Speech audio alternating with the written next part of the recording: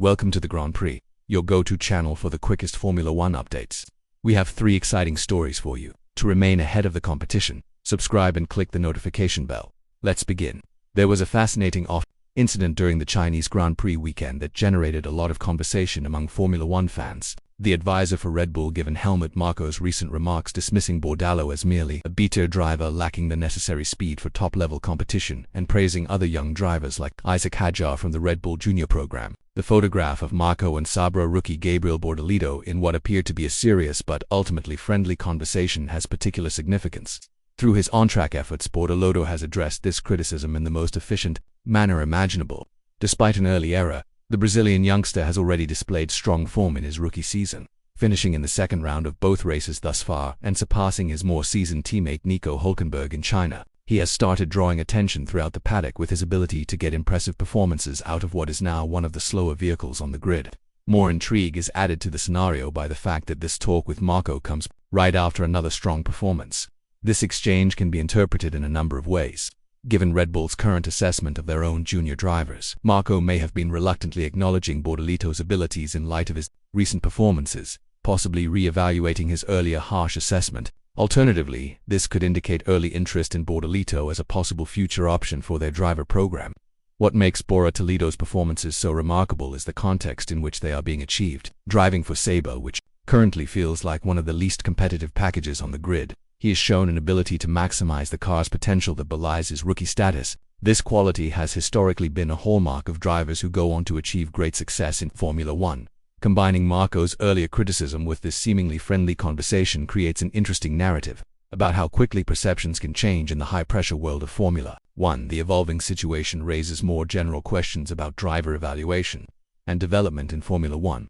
In addition to showing how team executives like Marko must continuously re-evaluate their assessments based on new information, Bordelito's case also shows how quickly a young driver's stock can rise with consistent performances even in suboptimal machinery. For Bordelito, maintaining this level of performance could lead to greater opportunities, either within the Sabre team as it moves into its future or possibly with other organizations taking notice of his abilities. As the season goes on, it will be interesting to see if this exchange between Marko and Bordello is a one-time occurrence or the start of a developing relationship between the seasoned executive and the bright rookie. This interaction serves as a reminder of the intricate dynamics that occur behind the scenes in Formula One, where on-track performance directly influences off-track relationships and opportunities. Whether this encounter becomes a minor incident in Bordelito's career or a pivotal moment will ultimately depend on his further growth and outcomes. The sport is currently dealing with a number of issues brought on by the hybrid era, such as the growing complexity, size, and weight of cars, as well as worries that the upcoming 2026 regulations may not provide the anticipated performance improvements. Recent conversations within Formula One circles have revealed a significant debate regarding the sport's future engine regulations, with serious consideration being given to abandoning the current hybrid power units in favor of a return to pure combustion engines, particularly the iconic V10 configuration. While some teams, like Red Bull and Ferrari, have reportedly indicated support for the shift, seeing it as a chance to simplify the technical package and cut costs, the proposal to restore V10 engines has already been given to teams and engine manufacturers, getting mixed reactions. There have been significant protests from other manufacturers. The gap draws attention to a basic conflict in Formula One between keeping the essence of racing and becoming technologically relevant.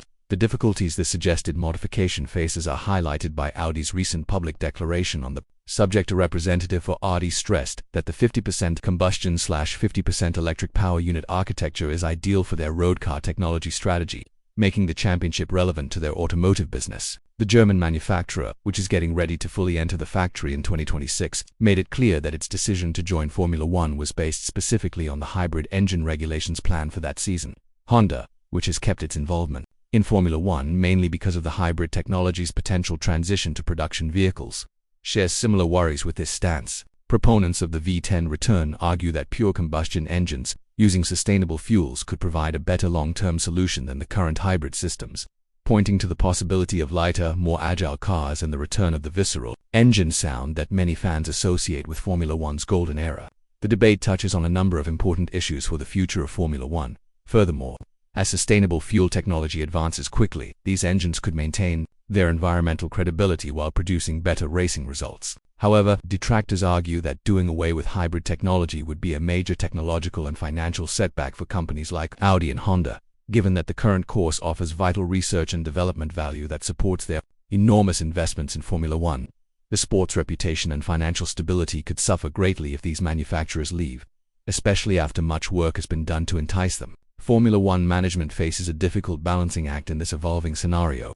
On the one hand, it makes sense to streamline technical regulations in order to cut costs and possibly enhance the racing product. But on the other hand, the sport needs to continue to be relevant to automakers and their technological roadmaps. As the discussion continues behind closed doors, a number of important questions remain unanswered. Can Formula One find a compromise that satisfies both traditionalists and manufacturers? Would a return to V10 engines actually deliver the promised benefits, or would it create new challenges? Perhaps most importantly, how would such a fundamental change impact the sport's efforts to position itself as a leader in sustainable motorsport technology? The outcome of this debate could shape Formula One's trajectory for years to come, influencing everything from the quality of racing to the grid's composition.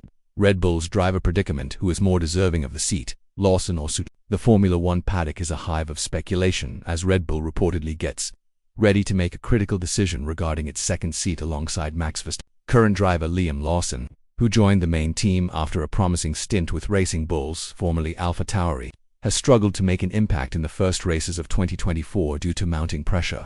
Rumor has it that Yuki Tsunoda could replace him as early as the upcoming Japanese Grand Prix, a move that has sparked intense debate among fans and experts alike. Lawson has had a difficult start time running out since joining Red Bull Racing, and he has had to contend with an uphill battle while Verstappen continues to dominate the young New Zealanders, leaving team bosses unimpressed.